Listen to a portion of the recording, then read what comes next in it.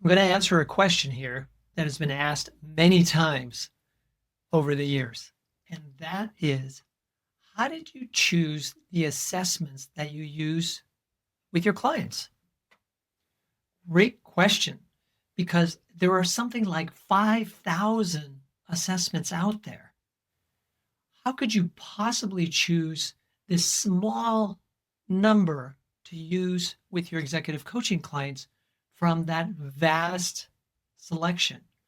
How could you ever take the time to actually analyze possibly hundreds of assessments? Here's the answer, and it's not nearly as scientific or analytical as you might like. It was by chance. It was through just an encounter and some thinking after the fact, and then some studying well after the fact. Let me explain.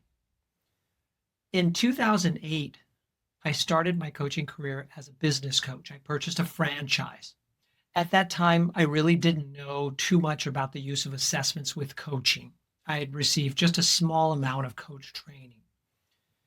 Sometime thereafter, a fellow franchisee was talking about how he used DISC assessments with his coaching clients and found them to be effective at creating new insights, new opportunities for approaches to the work with clients, and basically accelerated progress in the coaching engagement. All reasons that we have come to understand and why we like to use assessments. Besides that, it was a revenue opportunity. You could do group training workshops based on all of the people in the workshop taking the assessment. You could sell assessment debriefs as just a one-off service offering at times. So there are other ways to make money by using assessments, and it also rounds out your offerings when creating coaching packages. So lots of good reasons, right? Well, I decided that I was going to attend this introductory webinar from this fellow coach, learn about DISC and how he applied it, and I was impressed. So I signed up for his mentoring program. Basically, he mentored me on how to use DISC with coaching clients. That's how I got familiar with the product and started using it. Sometime thereafter, he retired, and I decided to become an authorized partner direct with Wiley, and I've been working with them ever since. So that was chance encounter number one. Chance encounter number two was when I attended the Center for Executive Coaching's Executive Coach Training and Certification Seminar. At that time, I was asked to take the Profile XT assessment prior to the seminar. I took it, went through a debrief with a man named Mike. He explained to me how he used that Profile XT assessment with coaching clients. I was intrigued, and I decided to have him be my mentor on how to use that instrument. I also gained access to the Checkpoint 360, which is the online survey that I use in my mentoring program with Mike. After learning from him and becoming more confident, then I decided to go direct with Wiley, the provider of the DISC assessments that I use, and start purchasing PXT Select assessments from them, as well as Checkpoint 360s. The PXT Select is the newer version. The original was called the Profile XT. So another chance encounter. And then I went to a Wiley conference for partners, watched a keynote from Patrick Lencioni. If you haven't heard of Patrick Lencioni, he's the author of many best-selling business fables, such as 5 Dysfunctions of a Team. Well, he had partnered with Wiley to create this new team assessment called the 5 Behaviors of a Cohesive Team assessment. I loved it, signed up for it, and have been using it ever since. Another chance encounter. So I've not put in lots of rigorous analysis to figure out which assessments I'll use. And I also offer the GenOS EI assessment. It was a chance encounter at a CEC member reunion where there was a person from GenOS International speaking about that assessment and why it's important and valuable. I was looking for an EI assessment at that time. I was actually doing a little bit of analysis and exploration. And then I had that chance encounter and liked the presentation, liked what the assessment provided and what it could do for my clients. So I signed up. So as you can see, I'm not that analytical.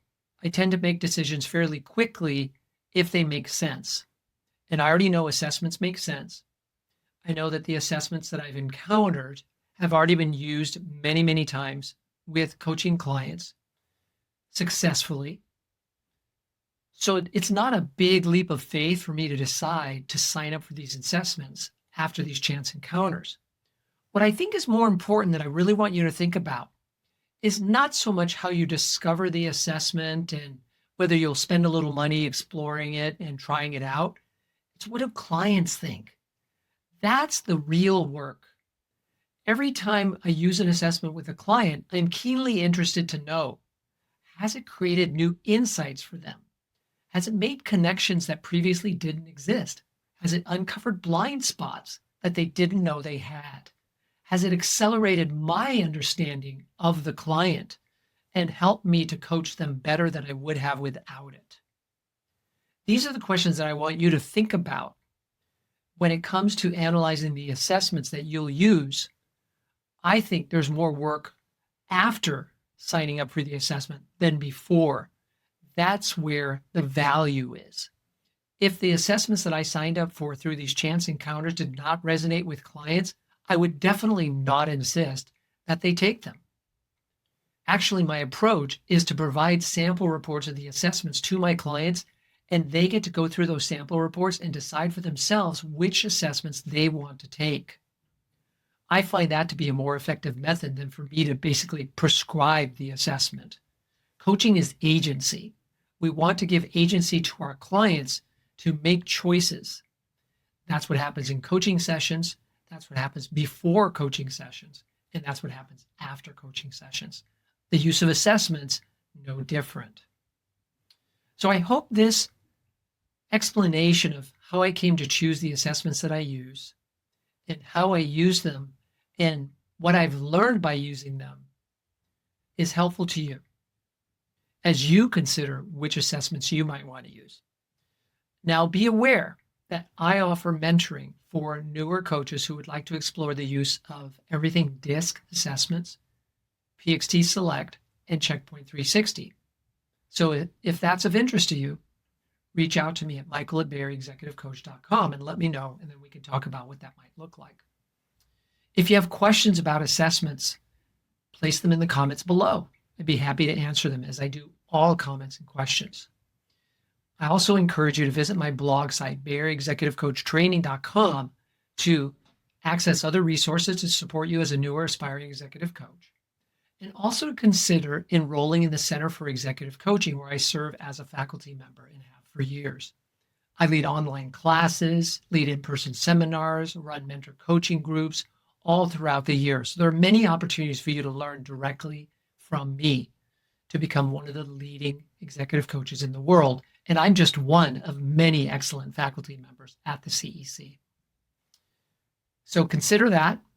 And also follow my company page on LinkedIn. Search for Bay Area Executive Coach on LinkedIn and follow that page because we share posts for coaches each week.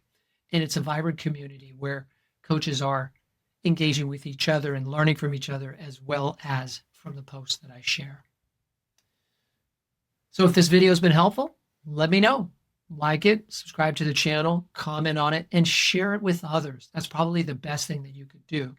Forward it to someone else who is a newer aspiring coach like you, considering the use of assessments in their coaching practice, because this is a universal question that all new executive coaches come to at some point. Thank you very much.